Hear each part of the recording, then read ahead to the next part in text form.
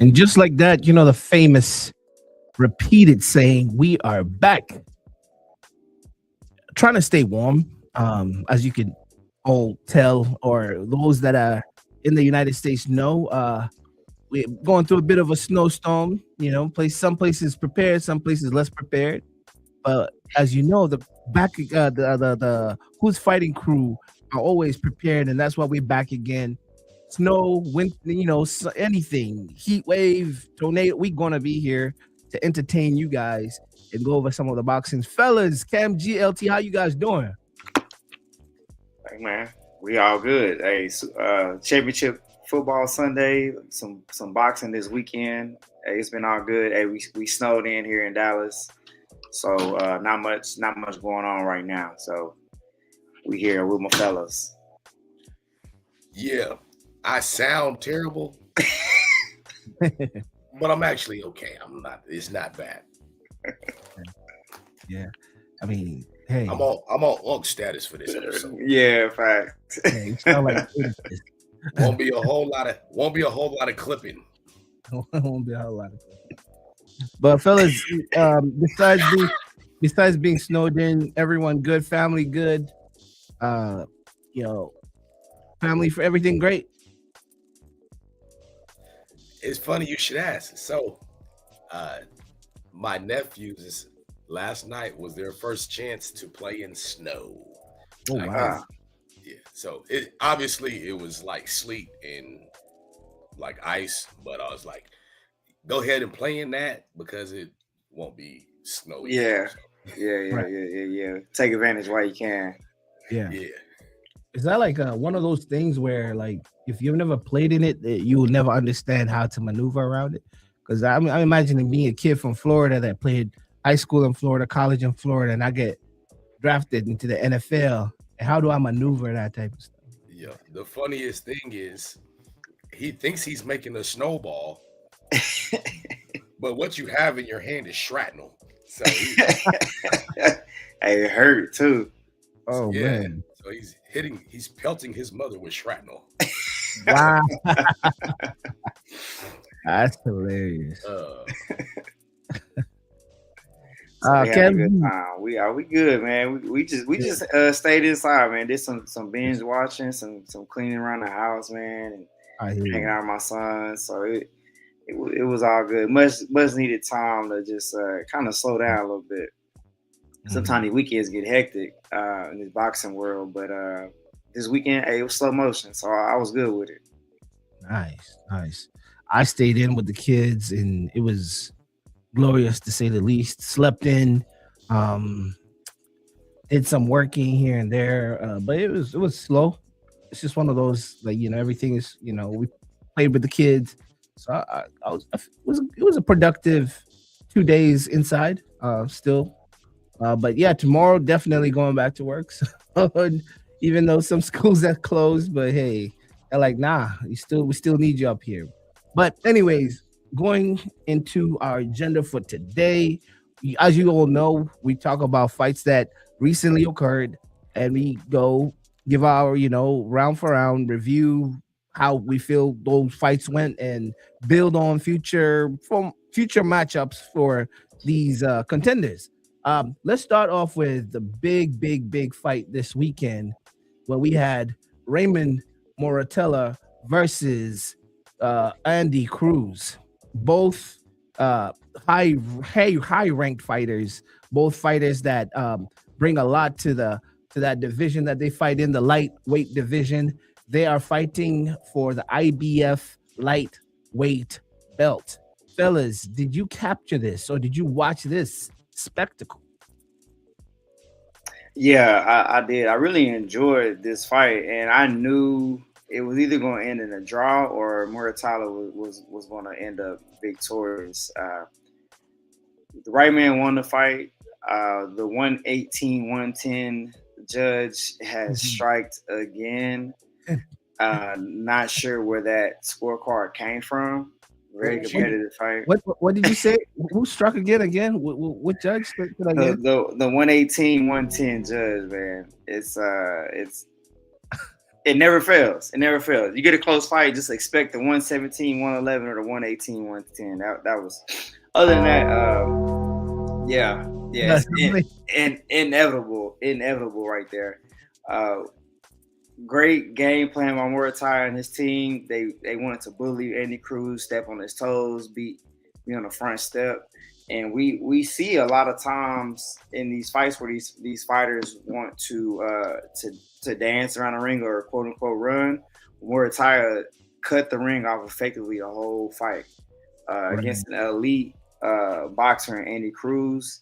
I know he's only in his seventh professional bout, but maybe it was a little bit of a step up, and maybe he just was a little outsized as well. But great fight, Raymond Muratalla. Great defense of his title officially, and I don't think this slows down Andy Cruz at all. But maybe he goes down to a lighter weight class, 130, because he did look a lot smaller than his opponent.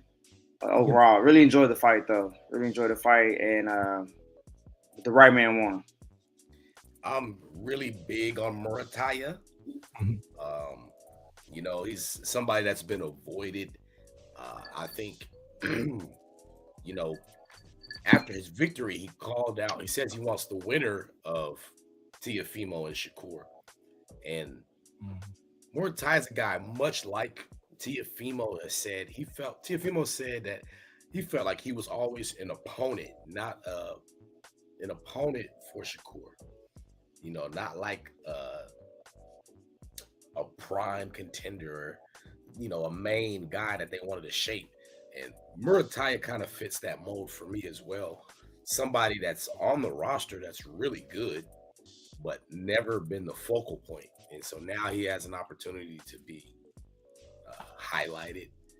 And so I'm happy for him. It's also one of those things where it's like, all right, you've been asking for a tough opponent, so we're gonna give you Andy Cruz. Right. Yeah. And if you can get past him, we'll make you an opponent for somebody else. Right. He's like a B+ fighter, right? He gets at the A side and the B side, right. He just doesn't have that name right now, but the style and the IQ and the skill is there. So I think he's going to be a major threat to unify that division. Yeah, and I think a better term would be an A-. He's probably an A-. Yeah. My take in this, even before they fought, I was sending you guys like little clips of Andy, rage baiting Keyshawn and doing his thing. I've been watching Andy from 2020. I think is the first time I watched him, and that was the Tokyo Olympic. Was it Tokyo or Rio? I can't remember. Could be in Tokyo. And he fought Keyshawn. Keyshawn was highly talked about prospect who was going to pivot to pro. And Keyshawn, we've talked about Keyshawn with so many bright colors and so many great things about his style of fighting. And Andy was the Keyshawn.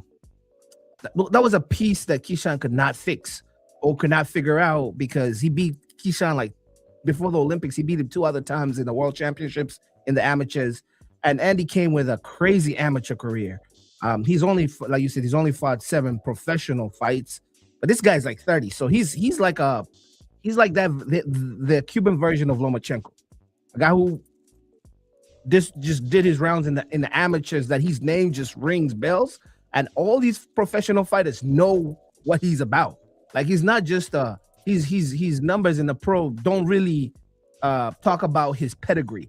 So that's kind of like a cheat code. Like, I really believe Raymond Muratalla, who's maybe a year or 2 younger, is not as experienced as that Andy Cruz. Andy Cruz has been around for a while and he's older. So seeing them fighting together, I was so impressed with Raymond Muratalla's style more than Andy, because I expected Andy to have the quick hands, be the better technical fighter, Cuban style, right? Good at fighting off the back foot, good at using the jab. But man, I was impressed with how good of a ring how Muratalla can cut off that ring, and how he was pressing and pressuring every time. And I'm like, dog, how are these guys fighting that close to each other? And all their shots together with Andy, they were hitting each other, but it was like I think maybe Cam said it. It was a high level technical fight, like one of the best technical fights I've seen in the last few months. Like these guys, they looked really really good, and I hoped for a draw, but again, it was a majority decision victory, and I would want to see them fight again. To be honest, I hated how X or Twitter treated this with the spearheading of Keyshawn making fun, the whole belt pulling out his belt in the parking lot, like the whole gimmicky stuff. Like it was a whooping that Andy received. Nah, it was not. It was not. It was one of those that you knew, if you knew both fighters' pedigree, you're like, oh, this is going to be one of those that the simple. The casual like myself, I may not even pick up everything. Like I'm assuming boxing aficionados were like, oh my god, this is amazing, because they were like amazing dance partners. But yes, that size, I could see that size and that the bully mentality that Raymond put on kind of looked like the busier fighter and the guy controlling that ring. So that was my take. And even the punch stats, it was like, well, total punches, I think Andy Cruz may have even landed one more punch, 176 to 175. Yes, I was about to say that. He landed one more punch.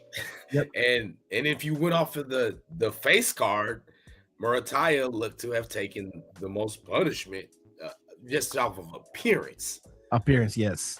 So I was looking at if Andy Cruz was light skinned or like white, his ribs, that body work he was putting on that boy was like legendary. Like Muratalla was working that body from round 2. Andy had a little bit of the middle rounds, but from round 2, the body work that was being put on display was immaculate. Like that, and salute to Andy for his poker face, like pretending that stuff don't hurt, like, and staying in the fire. Like I was seeing him not even worry about the low guard like that. He was retaliating with good combos, and that boy, Andy Cruz is faster than what I thought. His hands quick as hell, and I was impressed, to be honest. There was low key a lot surrounding this fight too, because the trainers, Robert Garcia and Bozzy Ennis, they had a little back and forth. So yeah, there was a lot of outside of the ring things contributing to this build up. Oh yeah, and yeah, you like if Andy Cruz went down a weight division, he'll be a problem. He'll still be a problem, man. He's gonna be a problem. And I know that people call him kind of like an old man, like 30 years old. Just that man is experienced. Like he doesn't have to get a little warm-ups, whatever. He needs to just jump into the marquee fights. Like, yeah, he's experienced, and he's gonna be a problem for anybody. Even Keyshawn. I did think that Andy Cruz landed cleaner. I saw Bozy said that after the fight. But what fighters need to be aware of is the appearance, the perception that you have in the ring. Muratalla was constantly going forward, and you, as fighters, you kind of train the judges on what they're seeing, right? They see you constantly coming forward. You're going to get the benefit of the doubt more than likely in close rounds. Right. We have seen it go the other way though, like with Zapata and Shakur Stevenson. That was the most recent memory there. But even going back on the rewatch, there could be some arguments to have that Zapata would have more success than we originally thought. So I was really happy to see the pressure being rewarded, because I really wanted to see Andy Cruz put his back foot in the ground and push Muratalla back to the center of the ring and change the rhythm of the match. Fighters got to understand that the judges can see pressure. They can easily score pressure.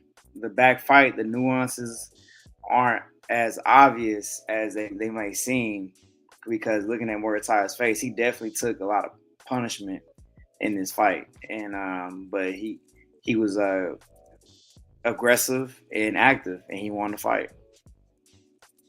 Yeah. So for both fighters, what's the next? What would be the next step? And we'll start with Muratalla. Yeah. Muratalla is a guy who needs to fight the winner of this weekend's matchup. Yep.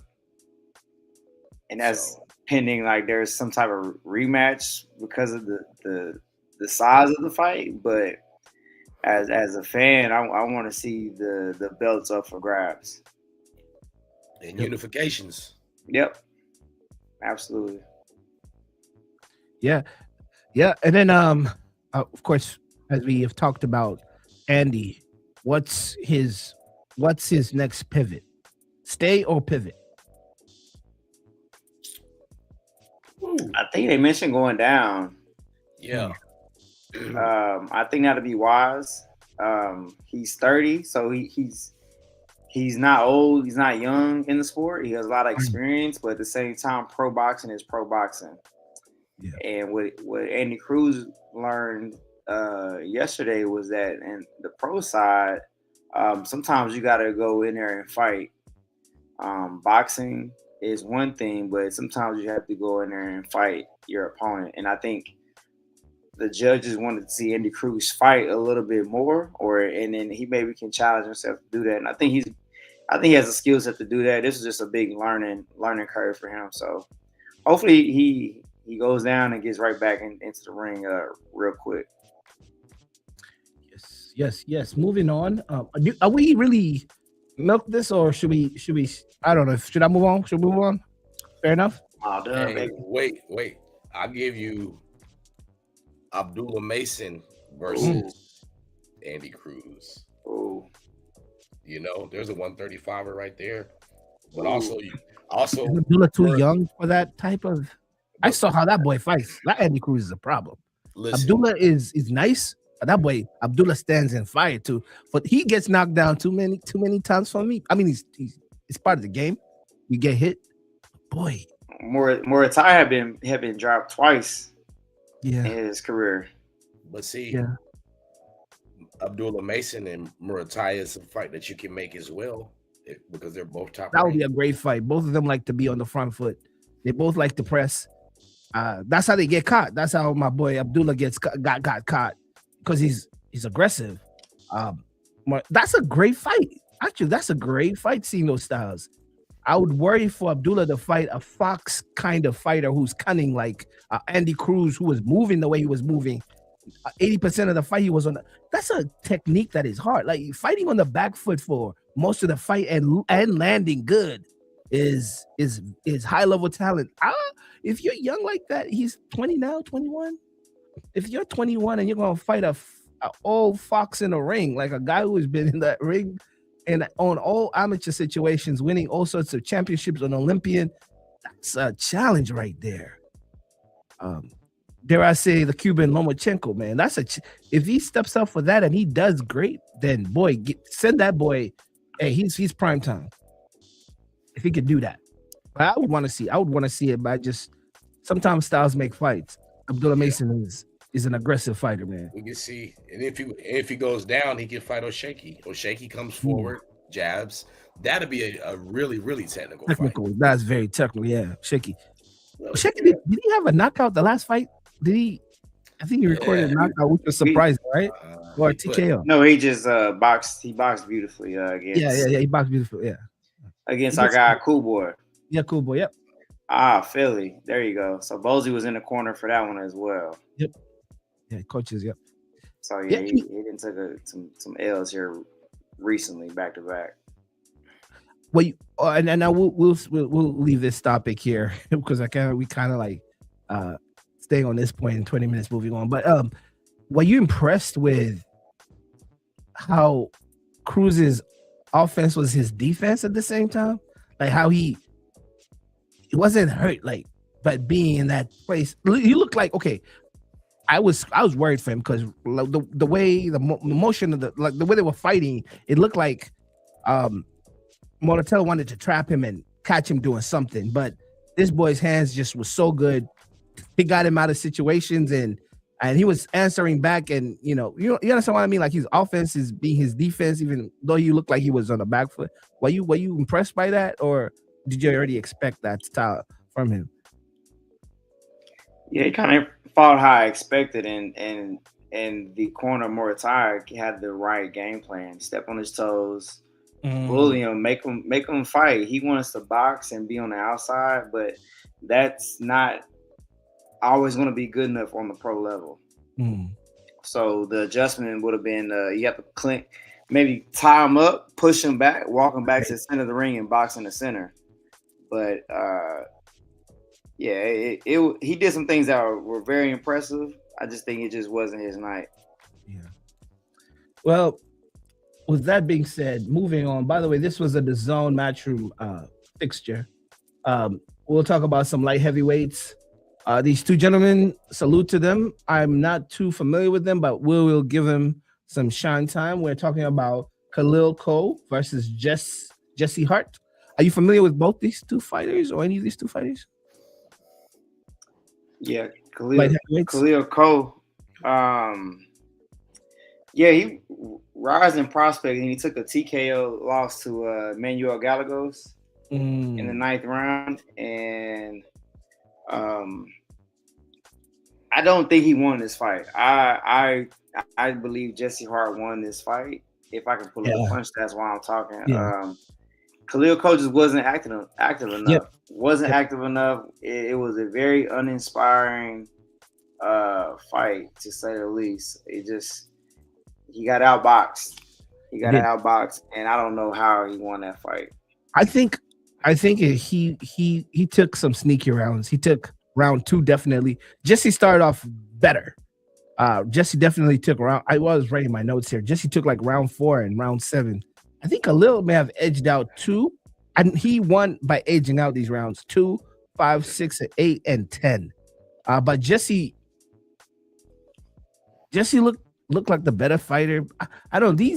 This one right here could have ended. I had it as a draw, or Khalil won this one by very little. But I wasn't majorly impressed. I did have some. I was watching this fight. I kind of dozed off because I was sipping some. I was like, okay. I had my notes. I'm like, man, I don't know any of these fighters, and none of them are kind of creating a rewatch name for themselves in my books, at least. So I don't know. But he threw 143 punches in this fight to Hart's 326. Wow. That's when I said uninspired. His corner is begging him to mash on the gas, and you threw about 10 punches around. I don't get how you won the fight. That's just all I'm saying. Yeah. The output, I didn't feel the energy. I didn't see moments where I was like, okay, he's taking the fight over. His opponent wanted it, and he was active the entire fight, and he landed clean shots. So very surprised at that decision. I had no idea he was going to win that fight. Yeah. I feel like Cole, he was a better fighter in the close, when they were standing close to each other. Jesse, on the other hand, was great with his activity, his movement. He boxed well. I mean, it was reading my notes right now. I'm not seeing anything that really gives Khalil Cole any conviction, and I mean, I don't blame you, Kam Gee, for feeling like he should not have won that fight. Because of my notes, if I remember very well, I don't think he was the best showcase. I mean, he got the dub, but it wasn't one of those things where I could say with conviction that, oh yeah, he did his thing. I can't really do that based on my notes.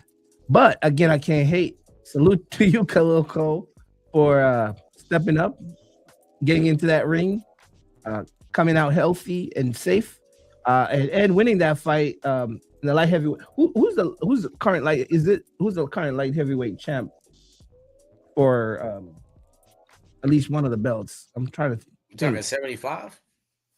75, man. 75. Is that still Madrigal? We got Not Madden. I'm tripping. We got Benavidez, Benavidez and Bivol. Bivol. Okay. Well, I don't think from that display, I don't think he's going to be piquing any of those guys' interest. To say the least, they're looking at bigger fish to fry, I think. But that was a hell of a stage to showcase what you could do. But hey, maybe there's the next time. And salute to Jesse Hart, man. You look good. You fought well. Just wasn't your night. Moving on to another fight that night. We are talking about what weight category here? We're talking about super welterweight. We have Israel Madrimov versus Luis David Salazar. Israel Madrimov won by unanimous decision. This was a 10-rounder. One of these fights I kind of missed. I think I missed both this and Omari Jones. I wanted to watch Omari Jones because I know Shakur Stevens was there. I don't know if that's his family or something or person he trains with. I just was watching Instagram clips of that fight. But anyways, I didn't catch this one, but this looked like a unanimous decision. I don't see what the official scores were, but did any of you catch this one? Yeah, I watched this fight. The most interesting thing from this was they were talking about Madrimov having some type of lung issue. I think he got sick over there in Saudi Arabia, and he's been traveling all over the world looking for different treatments to get it back to 100%. So apparently, he wasn't at 100% his last fight. He was not at 100% this fight. Man, so he's still, man. Yeah, he's a warrior out here, putting it on the line. He did not look great, but he did enough to win this fight. I would say that. I mean, that's about all you can say with that. But his health, lungs are everything to be an athlete, man. Yeah, lungs are everything. But moving on to young prospect Omari Jones versus Jerome Baxter. This is also a welterweight bout. Omari Jones defeated Baxter by decision. I don't know what decision this was. My notes have decision. Dropped him in round one. That jab is crazy. Somebody, let's remember this name, Omari Jones, because that jab was going to take him.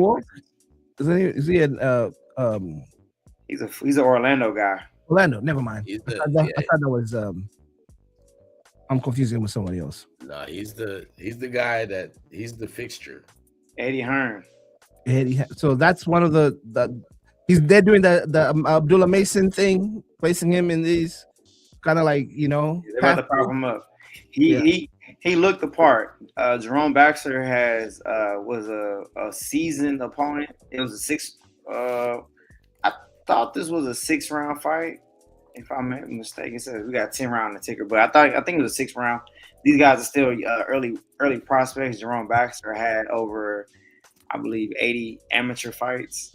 Omari Jones met him with the jab, continuously controlled the fight. He looked like a formidable force. So somebody I think we will definitely be seeing here in the near future. It was a good fight to observe. It was I always feel great seeing young prospects coming in. Like it's one of those things where like, okay, the sport is going to be high.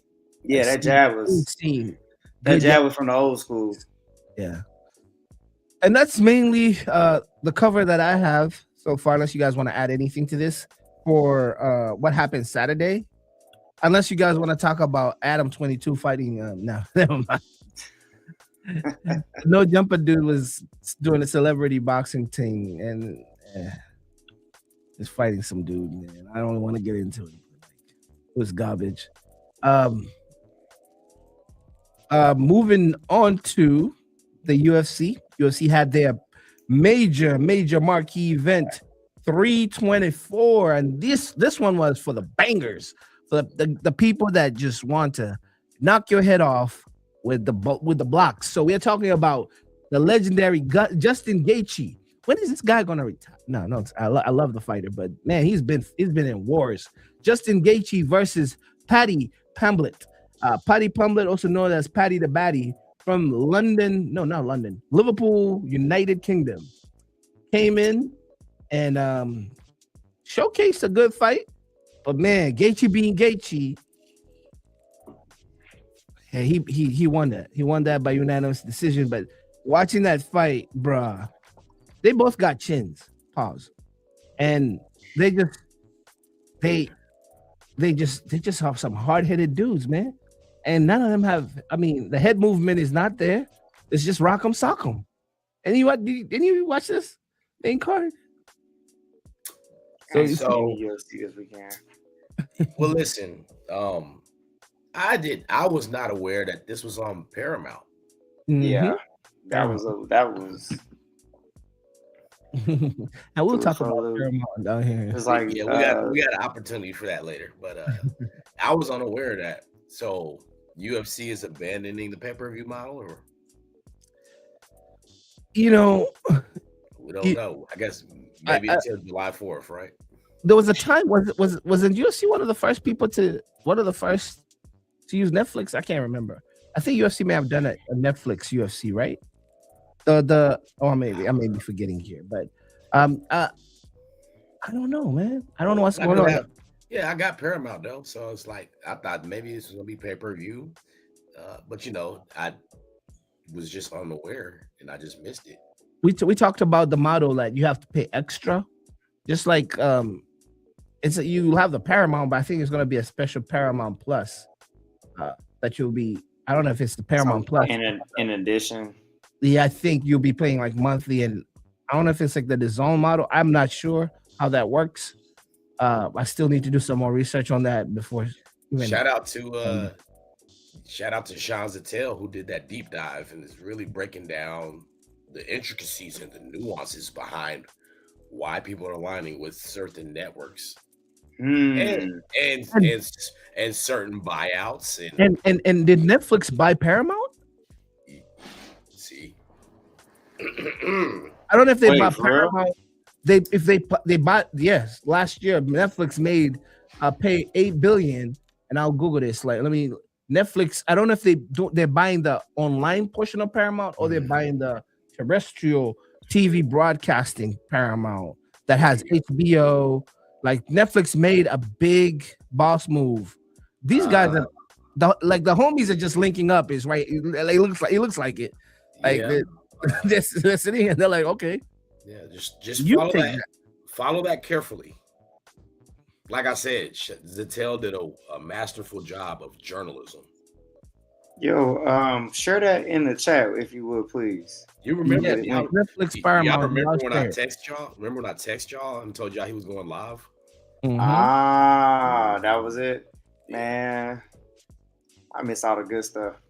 So he also went on the Portaway and somewhat addressed it, and he said, people don't really care to hear what he's saying, so he's going to leave it in 2024.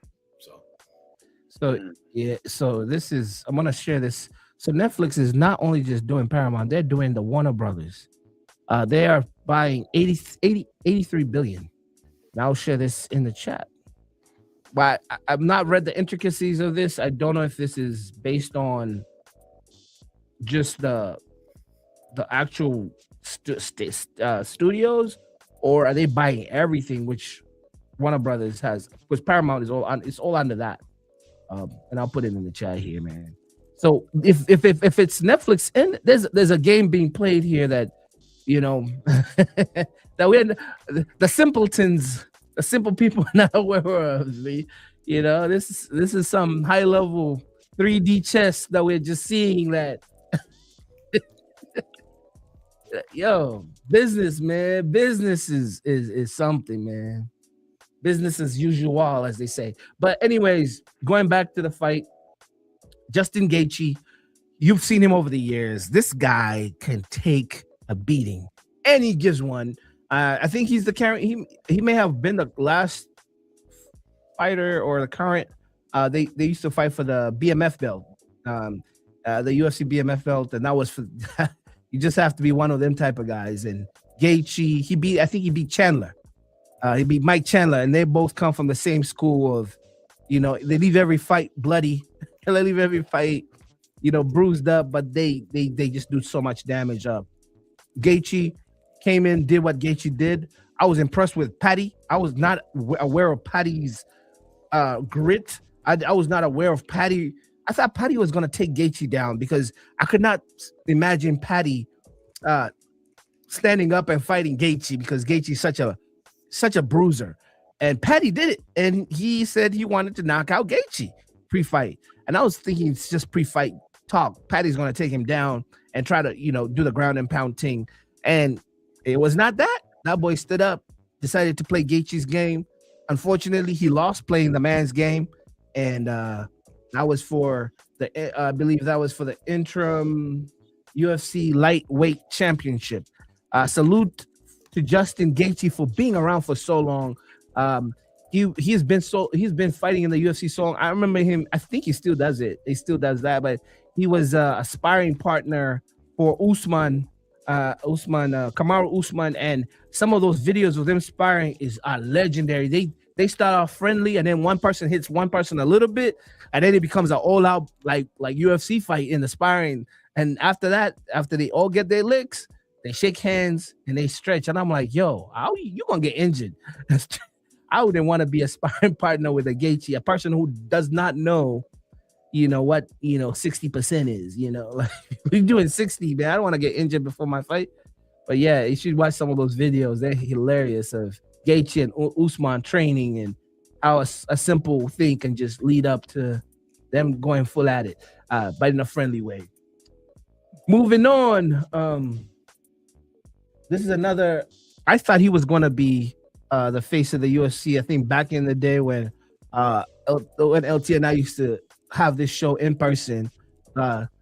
Sean O'Malley, man, he came in with a different look. That was the Tekashi 6ix9ine time where the colored braids or whatever. He had that look. He had tattoos on the face. He had ring presence. His style. He's a stand-up fighter. He does karate, but he's a very good striker. He's actually he has good boxing stance. I thought this kid at that time, he was a kid. This is like 6 years now, coming 6 years ago. Wow. 5 years. Wow. 5 years ago, he was young. He was 21, 22, 23, coming into the UFC. You could see Dana White was investing a lot of money in this guy. Something happened here and there. He lost to some big fighters, some big names. I think they fed him to the wolves too early. But he only lost. His first deal, I remember he came in with an ankle injury. Ankle injury. And ever since then, I think the the promotion dollars have not been as much to his name. I mean, the torch was supposed to be passed on from like a style bender who was like, he had UFC in the chokehold. The Usman at one point maybe had a UFC in the chokehold. He was never like a superstar, but Stylebender was definitely a superstar. Joan Bones, definitely, that's like legendary superstar. O'Malley was supposed to be that guy, and Sugar O'Malley, I don't know if I say he panned out, but hey, he fought under that Gaethje card, and he won by unanimous decision, beating Song Yong Dong. I'm saying that right. And then moving on to, as British fighters say, heavyweight block. We're talking about some heavyweight fighters, and there's a legend here. We're talking about UFC's knockout record holder, who is Derek Lewis from Houston, Texas. Still has the UFC knockout record. He was stopped, unfortunately, by Waldo Costa Acosta in the second round, and he was beaten by TKO, so it was a referee stoppage. Salute to the legend, and then salute to the young lion. I say young lion. I don't know how old Waldo is. He looks like he's been busy in the MMA world. He has 17 wins, 2 losses. Oh man, Derek Lewis has been busy. That boy, 29 victories, 13 losses, 0 draws. That boy has been in wars. But salute to him. I think that's where my UFC coverage stops. Wait, I could add one more that is not on the sliding banner. Rose Namajunas fought, by the way, on that same card. Also her, she comes with a pedigree in the UFC. former UFC champion. I believe she's a flyweight. She was fighting Natalia Silva. She lost to Natalia Silva by unanimous decision. And with that being said, that was my UFC coverage for Saturday, 24th January 2026. All right. So Now now let's we get, now we get to keep talking about Paramount. just like that. So Tell me more. So without even having the right resources or articles in front of my face here, I think they're gonna get us off cable, man. They're gonna there's so many streaming companies. Like I've seen it. I saw it with the freaking sorry for discussion, but NFL like having to go to this streaming service to that streaming service at one time. I'm like, why is it all in one area, man? Like, but anyways, that was my thing. That was just my stupid layman addition to that Paramount move. But it's deep. It's way deeper than that. That was just some surface level stuff that I'm saying.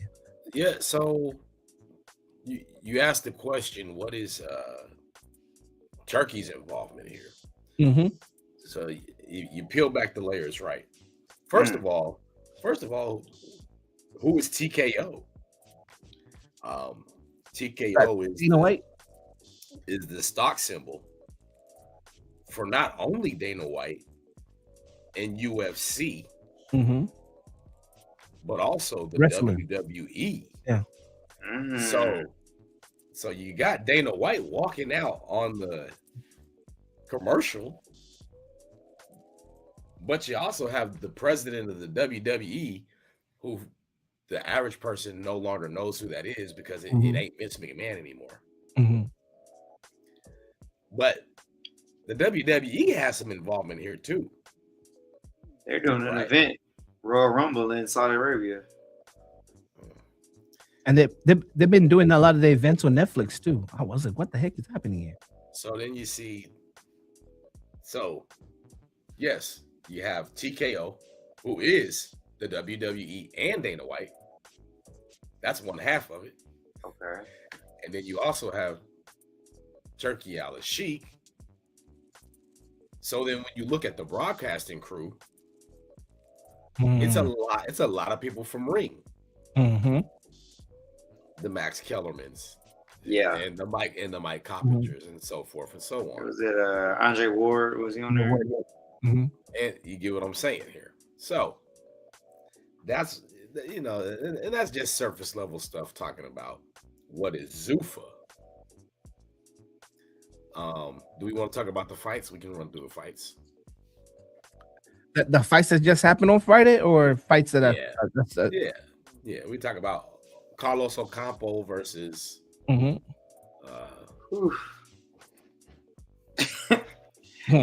might have been the one that it got me up out of there. So all right, long play here, right? So the long play is the main event was Callum versus Callum Walsh versus Carlos Ocampo. Yeah. So here's the long play, right? Callum Walsh was he the co-main for the Canelo versus Crawford fight? Yeah. Yeah. And then you set him up. And so now you feel like, okay, well, he's going to be our debut guy for this, the Zuffa. So it fell flat. He did. I mean, he gave a performance. It was good, but it fell flat. I text you guys in the group saying immediately that I was tired of the commercials between the rounds. Like, if it was between fights, that's one thing, but between every round, it got pretty annoying pretty fast because you have the diehards like us. We want to hear corner correction. We want to hear corner advice.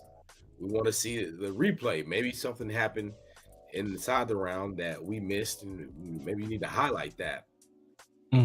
So, yeah, the minute of commercials in between rounds was really annoying. while we talk about what happened during the event, here is developments that are happening with boxers, right? Apparently, Virgil Ortiz is suing Golden Boy Promotions for seeking void of contract. He is asking to get out of Golden Boy Promotions and seek what people may be suggesting he may be joining Zoo. Yeah. That's the big fish right there. Now that's bigger than forgive me for saying this. Jai Apataya is a belt holder. Virgil Ortiz is a way bigger name, man. Nobody cares about them cruiserweights like that. So that's big. I'm gonna rant about the experience and remind me to get back to the ring. Yeah. I feel like one of the things they could do is for like the walkouts, they did a really good job of like with 12K in their Paramount. So like for instance, they had these great shots of Patrick Mahomes right before they go into commercial break. Right? I feel like that would enhance the experience too. Bringing it to your living room. Right there. There's just so many things that they already, there are things that they already do that they did not do. Right? But anyway, that's petty, small stuff. You talking about like production value? Yes. Yeah. Here's what I see the long-term play being. Because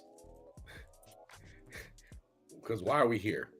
We're Zuffa because we don't respect the other belts and the sanctioning bodies, and we want one champion. Right. The ring. Yep. The ring. They use the ring. Yep. How do you accomplish this? One by one, you slowly get every single ring belt holder to sign to Zuffa. That's the only legitimate way to nullify the other sanctioning bodies and to stake claim to your argument.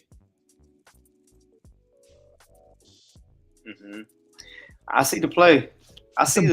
You funnel everybody to Zuffa to fight for the ring, and they unify all the other belts, and that happens. So eventually, you may fight on other networks, but eventually, you will find your way on Zuffa. Now, the big one is, and it just seemed like such a coincidence that around the same time that Terrence Crawford, WBC comes public about stripping Crawford for not paying the sanctioning fee. Well, you probably just gave them an alley-oop. Crawford goes away for a year. Where would he come back? For that ring belt. On Zuffa. Yep. So. Hey man, he laying out some game right now. Hey, I just found out Sahib Bohakak is a Zuffa fighter now. I just put a list in the chat. All the people they've been pulling. They got Colin Welch, they got Jose Valenzuela. They have Vito. Can't say that name. Mielinski. Yeah, they got people. they got people in there so far that I've been just digging like who's signed, and they may be probbing and getting into the ears of some of these big fighters to get out of their commitments. And the way they're doing it, yes, they're using the Ring Magazine structuring, but I guarantee you for these contracts, they're using UFC style of how they handle these fights, where you will not even know how much these fighters make. And it may be a rank-based thing. You know how UFC do their contracts with their fighters, where it's not like, okay, I worry for the negotiation part of the fighter. It's not like A side, B side type thing, because you know how these fighters are when. Strap, you know, but you have no idea how far into the politics you're digging. Okay. Because they are actively trying to amend the Muhammad Ali Act. Yes, that's what I was trying to dance around, the Muhammad Ali Act. Yep, and they are they would probably be successful because they have the amount of support needed to make these amendments. Yes, and that's scary. And this is also some of what Zattel was hitting on. Very good watch. I recommend everybody go watch his personal channel where he goes on a full-length deep dive. And then also he has like a kind of a summary out on the Portaway podcast, which you'll probably find easier. But and I'll give you some. As you're saying that, LT, you're a mind reader because I was reading that exact extract here, and I'll put it in the chat. The Muhammad Ali act together with that. So it wasn't me. This didn't come. That last spiel wasn't me just speaking out of what I think. I was just trying to dance around what I'm reading here, so I don't sound like. But this is exactly what I was reading, and they're going, oh wait. It was a question. How does in the chat? So I was reading that, and then you brought it up, and you're like, "Oh, he understood exactly what I was saying." So it's one of those things that, like I said, this is some gangster stuff. This is some. Okay, you know when you talk about conglomerate, this is a conglomerate. Like all that stuff, bust around like the bust around a conglomerate is some powers, some powerhouses coming together to shake some stuff up, and per se, drain the swamp is what people want. Whatever you want to say, clean up or get like now that you see this model, and let me not stay away from the politics side of things, but you see this model that is being brought in. How would you feel like if you're like a WBC that's been eating high off the hog, or would you be scared? What's the? Would you be on the other side saying let's conserve this? Like culture is being broken here, or something is being. What would you do if you're Suleiman? They're the old guard, and they're gonna hold on as long as possible. Sure. I mean, when there's the NBA and the ABA, and the ABA has the 3-point line, and there's a merger, we're gonna take the good stuff. You know, I think that something like that is probably what we're in for. That's why you have the NFC and the AFC. So we're talking like a some type of league,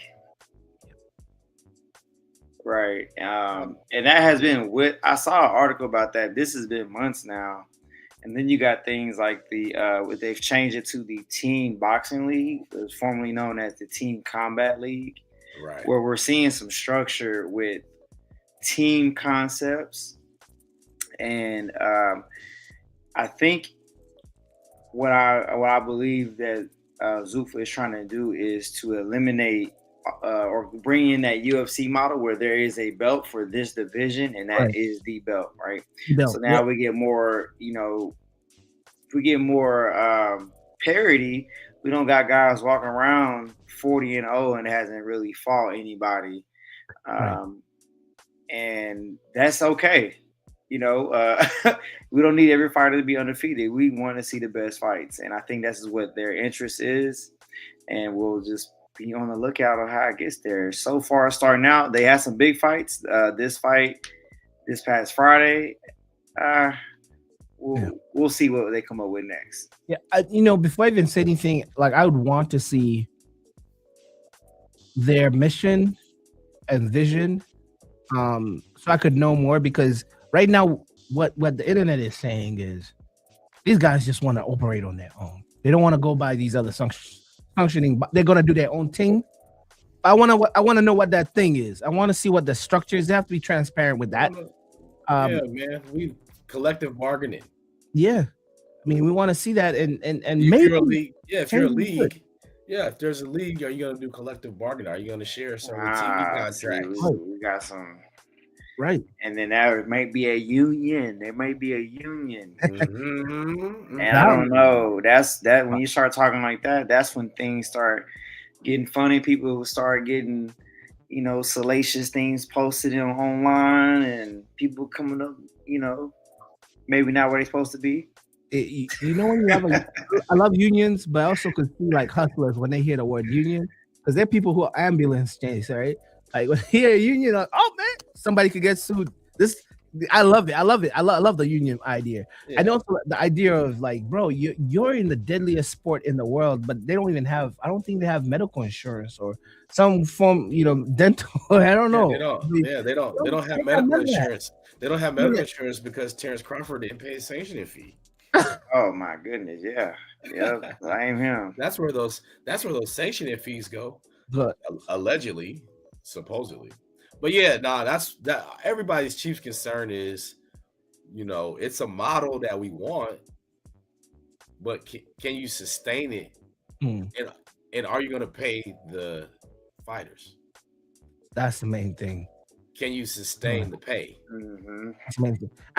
And to Dana White's credit, you don't see, well, with the exception of like Ngannou, Jones, where your fighters are complaining about what's being compensated. Ngannou was the first one. It had to be the all black fighters, man. But yeah, the black fighters are the ones that come in and like, yo, you're not paying me like this dude over here. Like, I'm the heavyweight champ of the UFC. Like, what the hell? Like, Conor McGregor could get all this. This guy could get all that. I'm assuming the conversation went like, you look at your numbers, look at Homeboy's numbers. You're the champ. You're this beast of a man. You're great, but you're not box office. I'm assuming that's what they hit him with. But Ngannou had to peace out and go look for like 20 million somewhere else. He went to PFL. I think he went to PFL, I believe. Yeah. Bones Jones wanted some ridiculous amount of money, which he deserves. He built the modern day UFC on his back, together with other champions from the last 20 years. I think he asked for some crazy, like 20 mil, 30 mil. I don't know, something like that. I don't know about, because UFC are very tight on their contracts and how they deal with those type of things. And he refused to fight. Jones refused to fight if it's not for a certain amount of money, because he considers himself a legacy. Like, I'm not getting off my couch to fight this Tom Aspinall for what? Nah, I want to fight somebody on legacy level. But anyways, long story short, it's about to go down in this world of things. Things about to be shaken up. The status quo is going to be challenged, and let's see how it goes. I mean, I love change. It's healthy. Hey, before we go into this home stretch, I'm just gonna say some random words to see if we can boost the algorithm. There you go. Snowpocalypse, Snowmageddon, Yeah. ice, sleet. What kind of ice? Weather, exactly. Hey. Double entendre, exactly. All right, we're playing it safe now. All right. Yeah, there we go. Got to toe that line. Boy, the algorithms algorithms are going to algorithm. Let them, computers pew. Let the computers pew like cancer. Moving on to this is going to be a good card that we're talking about this coming weekend, the 31st of January. Yeah, this is what we call it, nor'easter. Yeah, where I've been waiting for this one. Teofimo versus Shakur Stevens. We have Keyshawn Davis versus Jermaine Ortiz. We have Shushu versus Carlos Castro. Shushu, that's Bruce Cunnington. We have Carlos Adames versus Austin Williams. We have Jarrell Big Baby Miller versus friend of the show, Kingsley IB. And am I missing any other? And this is all in Ziyad, Saudi Arabia. Is it? Because why did I put MSG? Oh, MSG. Is it MSG? Is it? Yeah, I think this is in New York, because it's the New York. You got Teo and Shakur have ties to the area. I may have dropped the ball there. Give me a second here. Because you do have an international fight. Our next one, Bakrum's fighting in the UK. So, yes. So fellas, okay, that's right. Go ahead. Nah, say it. Yeah, we got a Saturday. We got a whole Saturday of boxing coming up. Yeah. We love those. So we'll get a break from football this weekend. and we can get all day Saturday boxing, starting with some normally what UK main event. What's that? Normally 5 o'clock. MSG. And then but also we have Xander Zayas as well that weekend. So we need to do our first predictions of the year. Yeah, there we go. There we go. Talking about fun of the show. On our Instagram page, the Who's Fighting Chris, we've been talking to Kingsley for a minute now. I think first time I was the one talking to you. First time I reached out to Kingsley was he had fought Big Baby Miller. No, that was a Big Baby. Sorry, Jared Anderson. Kingsley's ranked maybe 5th, 6th in the United States heavyweights. He's a good fighter, man. He's been picking up wins ever since his loss to Jared Anderson. I'm confusing both fighters. And yeah, we're discussing in the DMs, and I told him, yeah, we want to bring you to the show, and he said, sure, just shoot me a time. And ever since then, we've never come up to a time that meets up for all of us, and I wouldn't want to bother him in fighting camp to come and, I mean, if he wants to, why not? But I would want not to be that distraction and just leave him alone while he prepares for his big fight. But yeah, it's a lot of bangers, man. Everyone on that card is somebody. Facts. I think it's right we talk about it a little bit. I mean, we may not have the most of time. We'll retroactively, when it passes, get into the depth of it. But very top rank heavy. Very top rank heavy. For somebody who doesn't have a network, they're figuring out a way to keep their fighters busy and active. So respect. And fellas, do you want to go ahead and just give a quick round of robin, like your scores? I mean your prediction, or because it's or should we just email? We could do it in the chat and talk about it more. We can, because I want to pick the main event. Yeah. Shakur is a generational talent. Yes. Generational. Yes. Followed him for a long time. Same with Tio, though. Yes. Tio is highly athletic. Somebody said it, and this is, I don't know if this may be why I like him so much, but somebody said he's probably the closest thing to Roy Jones. Crazy. Because you cannot teach that. Don't teach your fighters what Teo's doing, and from that perspective, I can feel that. Yeah. Yes, I agree with you. Yeah. Sometimes to a fault, like he plays too much sometimes. With that said, Tio has all the tools to beat Shakur Stevens. Yeah. Shakur has all the ability to withstand Tio. Right.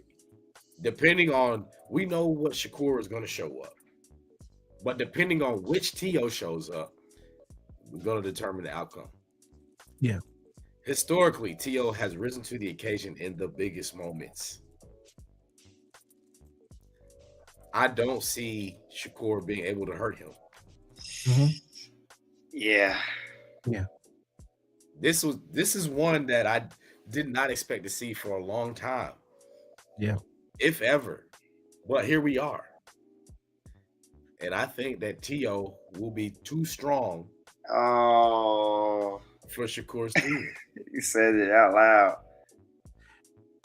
I've been thinking it. I love Shakur. I've been thinking it because I've had people asking me at the gym. I'm like, man, I love both fighters actually, but Shakur is actually moving up.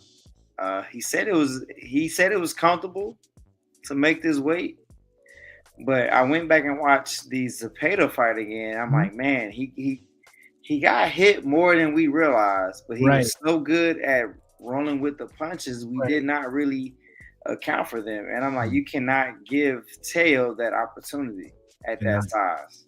Yeah, that's the one thing I keep going back to when I want to pick this fight, and I see why LT went with Teo. So yeah, I would say the same thing, but I know why he got hit a lot with his Zepeda fight. He was trying to prove something to the crowd that he can stand in the line of fire with a dangerous opponent, and he fought like Shakur doesn't fight. That was not typical Shakur style of fighting.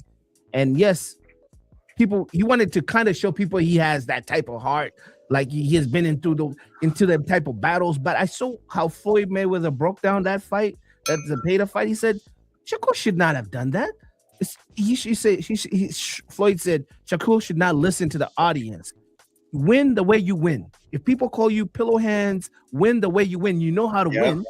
Win the way you win. Don't go in there trying to be an exchange, standing line, because you want to have a legacy where, or he had wars, or he went through this, and that's what happened with Zepeda. He was just trying to prove a point, and he ended up getting touched quite a bit. And I don't think he should do that with Tio, because Tio does generate power. He's an athlete, bro. Tio has explosive elements to him that even Zepeda does, but Tio may be a little different. And that's the thing. Tio is explosive plus smart. He will trap you into that. He's already came out and said that there's things that some people may think are illegal, but they aren't. So he's already came out and planted the seed that it's going to be some dark arts. Yeah, but if Shakur appeared, if the Shakur that fought before Paddy, before he started getting pressure to entertain people because people were falling asleep during his fights, that Shakur that was never getting hit fights Tio's gonna have a hard time, and it will look ugly. It will be boring.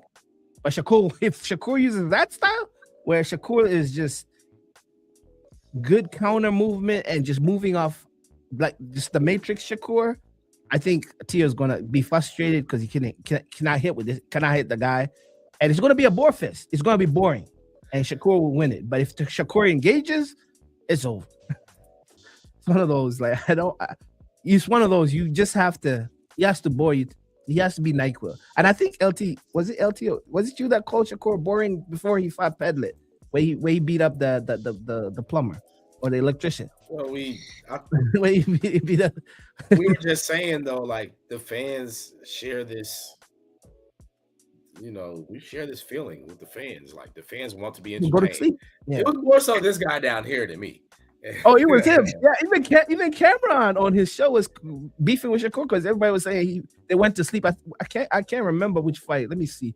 I believe it was the Artem Hatayan fight before Paddy. He came and said fight on there. And everybody was like, "Yo, Shakur, you won, yes, but bruh, please never do that." And it was a free ESPN fight too, so he had a last fight of his contract. Yeah, he had a whole audience looking, but you knew he was going to win that fight because he was getting hit and he was just boring. But like Floyd said, don't worry about the casual. To a real boxer, they appreciate that style. They respect you because that's your gift. Mm-hmm. No one does. You don't. No one is. Not everyone is designed to be a freaking Mike Tyson, exciting. You just win the way you win, you'll be a legend. Like he's generational at doing that. He's good at that. But we are trying to get him to go out and bro with people, man. I don't think he has the power for that. I don't think he has the chin for that too, because he's been dropped, right? I think he's been dropped before. Did he get dropped in the Olympics? I know. Oh, maybe no. He did. He won his Olympic fight. They cheated him. I think. That was the 2016 Olympics. I know he was crying because he didn't win that he got a bronze. I can't remember, but anyway, I think Tio may win this one, man. To see how things are going, how things are just working, how the universe is working. Shakur sounds like he wants to be aggressive. He wants people to remember that he's one of them guys that went through some tough fights. And if it falls for that trick, Tio got him.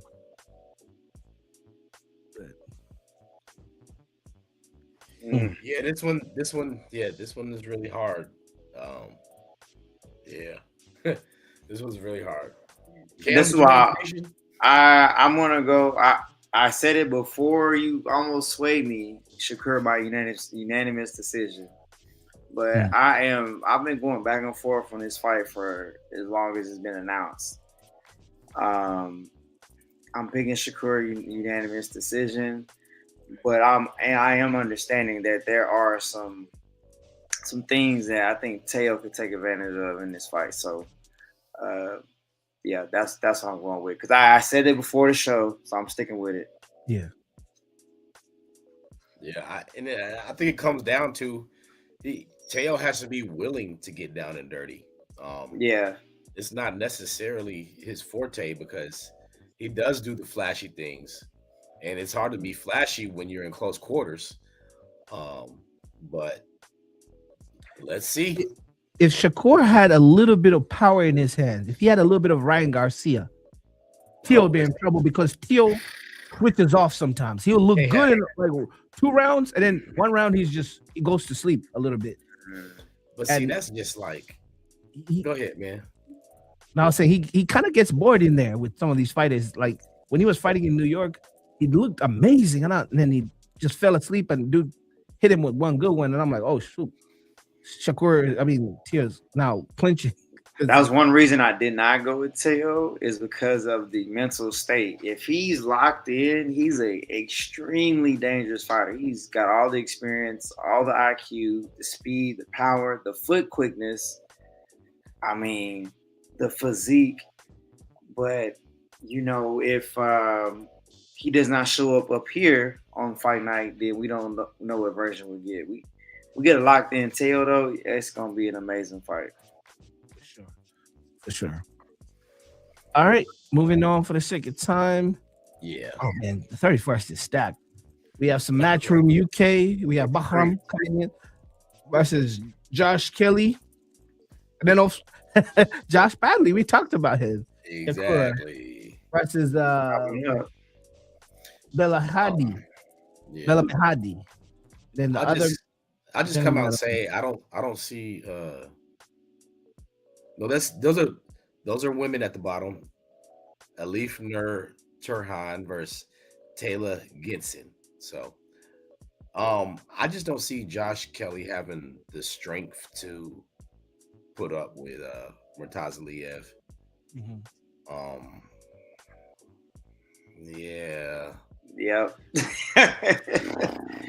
Big bag Bakram back in the ring. And it's well overdue. Let's get to it. I can't wait. What was his last fight? Was it with we coming up on like 14, 16 months, something like that. Gotta be. Tim Tszyu, right? The Tim Tszyu obliteration. Why does Josh Kelly want to fight at 54? He was fighting at 47, wasn't he? Well, a little bit. Not long enough. Oh man, yeah. Not a good fight, but I'm looking forward to see Big Bad Bakram back in the ring. His last fight, he beat the Sonic coins out of Tim Tszyu. TKO 3rd round. That's in 2024. That's a long time ago. Yeah, when in 2024? October 19th, my birthday, yeah. October 19th. So yeah, we're jeez. Year and some change. Yeah. Because nobody wants to fight that dude. Yep, exactly. Nobody wants. Josh Kelly, we covered Josh Kelly recently.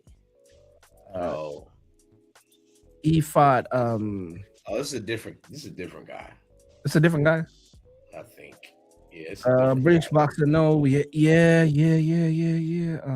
No, it's not the guy.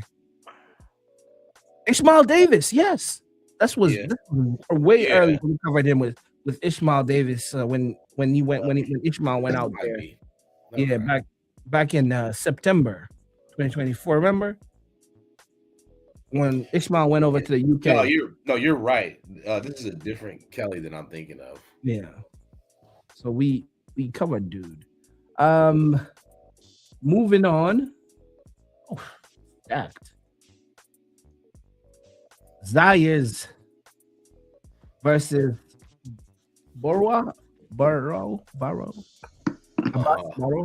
This is this is in Puerto Rico. Puerto Rico. Title unifier. Man, the Puerto Ricans have been showing out in their fight cards. Man. Yep. I don't believe the UFC fight is this weekend, right? The 325 is not this weekend, right? This coming weekend. I believe that's let me see when will that be? UFC 220. 325 is scheduled for dang. Yeah, go ahead, fact check me. Oh, whoa! We're having back-to-back big ones. Oh, that's crazy. That's crazy. So, as we move on from this, I'm gonna be stuck home all day. Oh yeah, there we go. Lock in. We have Alexander Volkanovski versus Diego Lopez. We have Dan Hooker versus Benoit St. Dennis. We have Rafael Fiziev versus Mauricio Ruffy. We have Tuivasa versus Tellison Taxera. Oh, geez, these names. We have William Salkield versus Jamie Malarkey. But anyways, I run through them. I know Tuivasa. I did that. We of course Alexander Volkanovski, veteran in the game, former UFC champion. Diego Lopez, dangerous. I mean, it's gonna be this is a heavy card, heavy card. UFC has pulled all the stops here to give the fans what they want. Yeah, can't even say more to that. I didn't even know Dan Hooker was still in the UFC. I think he's New Zealand. Dan Hooker. Yeah, you never retire UFC, do you? Yeah, and Silva out here 50 years, doing the little heel kick thing and knocking people out, knocking Woodley out. Man, that boy active. I give him a contract. All right, with that being said, I know it's been how many hours have we done? We've done an hour, 17 minutes. It's been quite fair show, fair number. And the closing sentiment, just like that. Another episode of the Who's Fighting Combat Show, episode 79. Thank you for watching. Thank you for tuning in. Like, share, subscribe if you've not subscribed. Leave a comment. Show the algorithm. This is good. It's healthy for the algorithms to see some engagement happening, because that's how these videos are recommended to others. I believe YouTube has brought a new button called the hype button. If you have any of those hype credits, hype this video. What that does, once you hype this video, it will be put in the algorithms around videos that talk about the same topics, but our topics or our video will be ranked in there. Like if you're looking for boxing news, all that stuff, it would categorically put us in that mix. So please hype the video, like the video, subscribe, comment. LT Kam Gee.